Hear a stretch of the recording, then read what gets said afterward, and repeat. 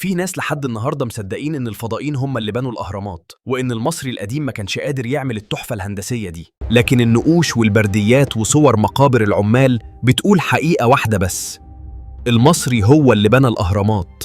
تعال نسمع الحقيقة من حسن فاروق على قناة رسالة ضمير. ازيكم يا اصدقاء الفراعنه؟ انا خطير، عندي نظريه خطيره. اللي بنى الاهرامات مش احنا، الفضائيين هم اللي بنوها. ايوه، اصل الفضائيين جم مخصوص من مجرى بعيد عشان يشتغلوا في مقاولات عند خوفو. قال لك نخلص الهرم ونرجع نزرع بطاطس في المريخ، واللي عمل الكشري كائن من عطارد. لا والله، شفت فيديو بيقول الأحجار تقيلة جدا والمصريين ما كانوش يعرفوا الرفع الهيدروليكي.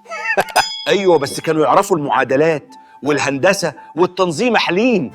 يعني بدل ما تجيب فضائي جيب لي مصري عنده مخ. يعني انت شايف ان الفضائيين ملهمش دعوه؟ يا عم دول لو جم فعلا كانوا بنوا كافيه على القمر مش الاهرامات. احنا مش بنيناها، احنا بنينا الكوكب كله يا حبيبي. طيب تعال نبدأ القصة من الأول. في واحد في السبعينات اسمه إريك فون دانيكن قرر يكتب كتاب اسمه عربات الآلهة. الراجل ده قال لك العالم القديم كله بناه الفضائيين. ليه؟ أصلة الناس زمان كانوا غلابة. كل الناس بتسأل إزاي المصريين بنوا الأهرامات، بس محدش سأل ليه إحنا مش مصدقين إنهم قدروا يعملوا كده. يمكن علشان عبقريتهم كانت أكبر من خيالنا. سنة 2013 علماء مصريين اكتشفوا برديات وادي الجرف اللي هم أقدم وثيقة هندسية في العالم، اللي كتبها مهندس اسمه مرر. نقلنا 40 حجر اليوم والعمال شربوا بصل وراحوا يناموا، وده دليل رسمي ان اللي بنى الاهرامات مش كائنات فضائيه، دول عمال مصريين بدمهم وعرقهم وتنظيمهم. لقينا قرى العمال جنب الاهرامات فيها بيوت صغيره، افران، ومقابر مكتوب عليها اصدقاء خوفو. اصدقاء خوفو؟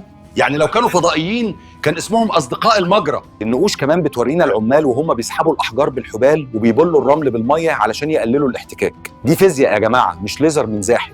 المصري القديم حط الهرم بدقة زاوية 5/100 درجة من الشمال. الحقيقي ده علم وهندسة، مش سحر ولا طبق طاير.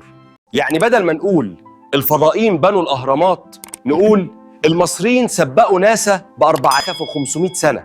تحية للمصري القديم اللي بنى الهرم بإيده وساب لنا أعظم درس في التاريخ. الإبداع مش محتاج كوكب تاني، محتاج عقل مؤمن بنفسه. وبعدين يا عم، لو الفضائيين جم فعلا اكيد كانوا سابوا واي فاي مش برديات.